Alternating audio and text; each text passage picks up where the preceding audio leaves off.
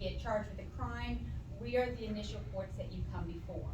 You have circuit court, and they are also a trial court, but they have a different jurisdictional limits. If you have a civil matter, and a civil matter, y'all, are car accidents, business claims, breach of contracts, that type of thing. Then you have their amount in controversy is $30,000 or above.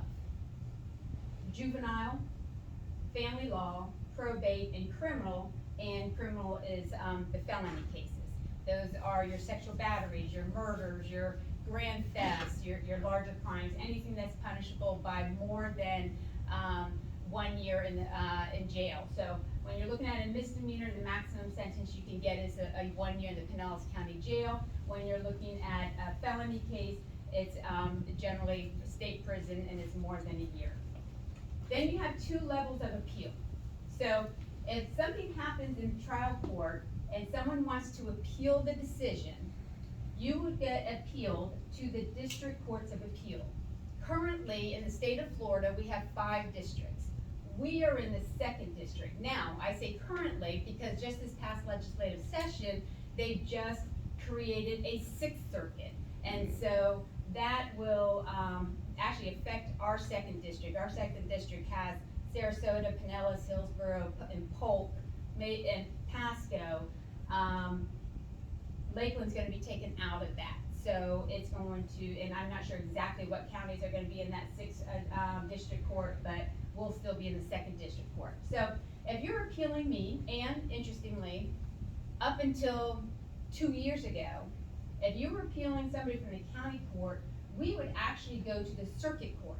The circuit court overviewed our appeals from the county court, and then if you wanted to have certain things get appealed out of the circuit court, you could go to your district court.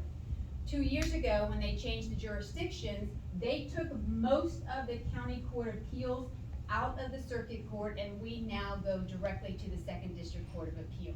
So both county, for the most part, the county and the circuit court, any appeals that you have from there, you go to the district court. And what am I saying when it appeals? If you go to trial and you, let's say in a civil case, at the end of the trial, you believe that either the judge made an error or the jury made an error, then you can appeal the case to a higher court. Same thing in crime. If you believe from your criminal trial, if you believe that the judge made an error, you may think that the jury made an error, there's an error in sentencing, that type of stuff, you can appeal your case to the higher court. Felony in criminal case, if you have a death case, that will go, you skip the districts and you go directly to the Florida Supreme Court. But the general appeals all go to the 2nd District Court of Appeal. They generally make all the decisions in regards to the appellate issues these days. There are certain cases that if you appeal to the 2nd District, or whatever your district is, but ours is the 2nd District, there are certain appeals that you can then take to the Florida Supreme Court. The Florida Supreme Court and state court system is the highest court in the state of Florida. Okay, so when you're talking about the U.S. Supreme Court and the district courts of appeal for the federal districts, that's the federal court system. I'm giving you the state court system.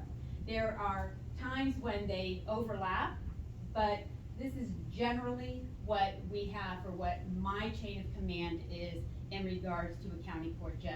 And when I say chain of command, what am I saying? Well, as a county court judge, I don't make policy, I don't make law.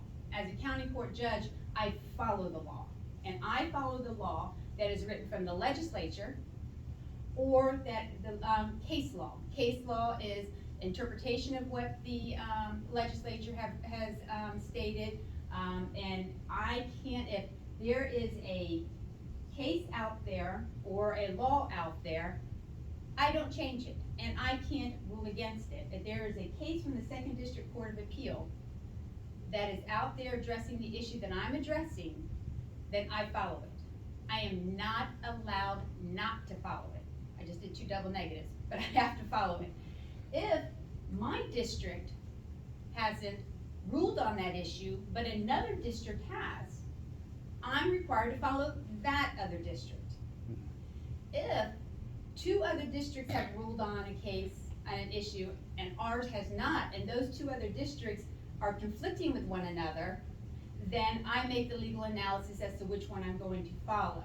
Generally, if you have two districts that are conflicting in regards to the ruling, Florida Supreme Court will review the two opinions and make the decision as to what is the proper ruling. So they'll reverse one and affirm the other. So we all kind of try to consistently have the same law across the state. And there's sometimes the district courts come to two different opinions on something, and that usually if that second district is disagreeing with this other district, they'll ask the Florida Supreme Court to rule on that issue so that we all have consistent law that we follow across the state. So I wanted to let you know kind of how that setup is in regards to the court system. Now, one main thing is that all Fourth Amendment issues, the rights of search and seizure, in criminal cases, all of our law comes from the U.S. Supreme Court. So they are the final say in regards to search and seizure issues under the Constitution. And you always follow what the U.S. Supreme Court says. So when I say that, for the most part, everything is from the state courts, the U.S. Supreme Court rules. We all have to follow what the U.S. Supreme Court says in regards to Fourth Amendment issues. And quite frankly, any issue that the U.S. Supreme Court addresses, we have to follow, but there's specific rules that say any conflict, you go to the U.S. Supreme Court. Okay, so thank you. You're a very good podium.